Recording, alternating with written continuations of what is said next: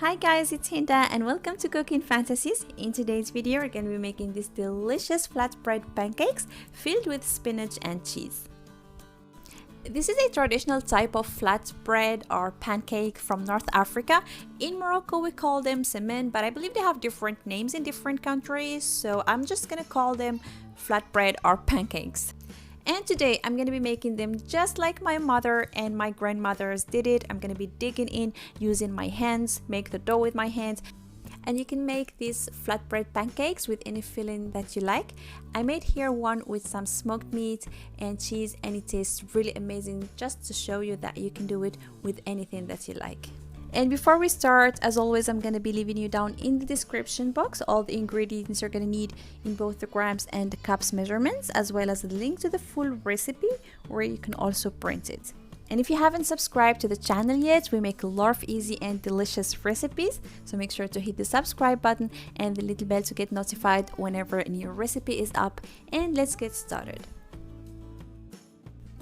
We're gonna start by making the dough, and just like I said, I'm gonna be doing this recipe the traditional way, just like my mom and my grandmother did it, and I'm gonna be using my hands all the way along. If you prefer to, you can use a kneading machine, and for this you need simply either bread flour or cake flour. It's the same as long as it's not self-rising flour, so all-purpose flour will do.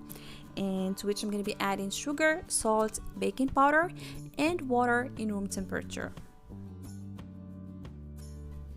And I'm gonna work the dough together and knead it until it's soft and supple. The dough needs to be soft, so make sure to take your time to knead it for at least 7 to 10 minutes until it's nice. And then we're gonna work it into a bowl. I covered my dough with a little bit of vegetable oil just to avoid it from making a crust, and then I'm gonna cover it and allow it to rest for 45 minutes to 1 hour. The longer the dough rests, the better it's gonna be to work with. And meanwhile, we're gonna prepare the filling.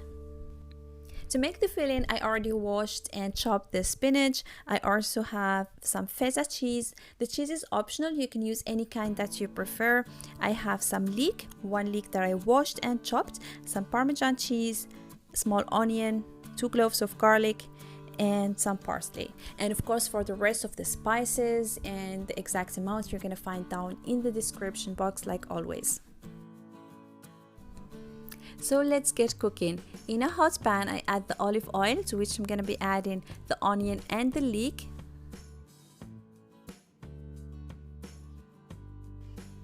And at this point, I'm just gonna be adding a little bit of salt and pepper. We're gonna be adjusting that later.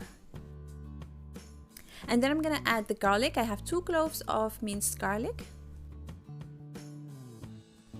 I'm gonna cook on a medium heat for a minute or two until the onion and the leek start getting translucent. Then I'm gonna go ahead and add the spinach.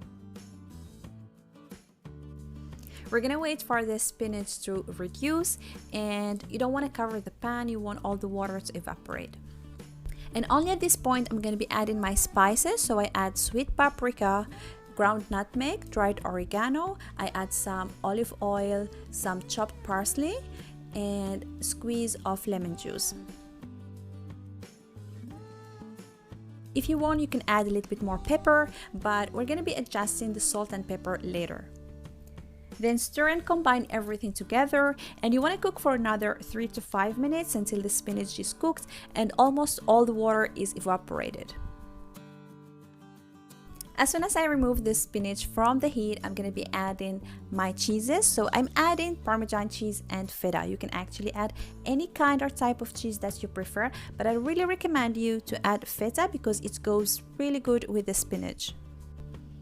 A good feta always comes in salty water, so you want to rinse it, and I'm going to be crumbling it and adding it to the mixture. That's why we didn't add salt with the rest of the spices, because feta is kind of salty, so you want to wait until this point, then you try the mixture, and if you need more salt, then go ahead and add some.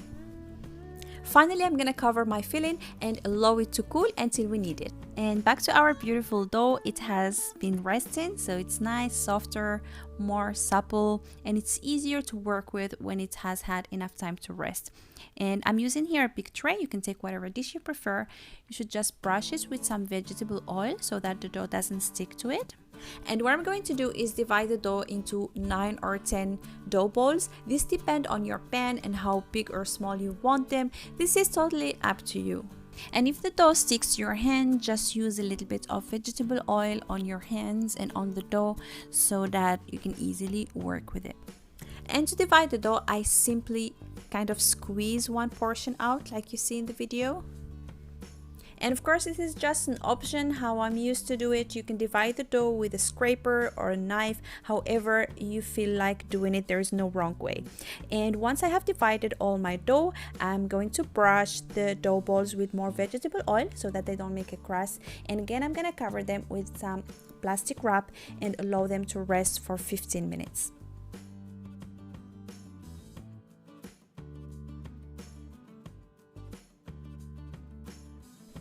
Now we're gonna need more vegetable oil, some melted butter, a little bit more cheese if you like to. And for the filling, I'm gonna divide it into 9 because I have 9 dough balls. So just to make sure that I have the same amount of filling in each bread. And now that all the elements are ready, it's time to get handy and we're gonna start filling our flatbread or msemen. Start by oiling your working place or surface. Of course, always wipe it with some vinegar before, then add the oil and start flattening the dough using more oil as you see in the video. The longer the dough rests, the easier it's gonna be to work with and the stretchier it's going to be.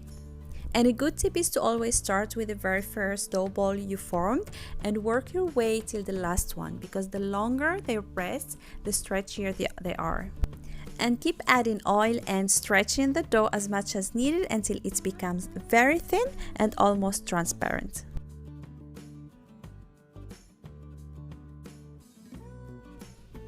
Now I'm going to be adding the filling in the center. I'm going to be adding the cheese. And before closing my bread, I'm going to be adding about half tablespoon of melted butter to the sides. This will help have the layers separated and give more flavor to the bread. And to close the msemen, we're going to simply start by folding it in. So bring the two sides together, overlay them.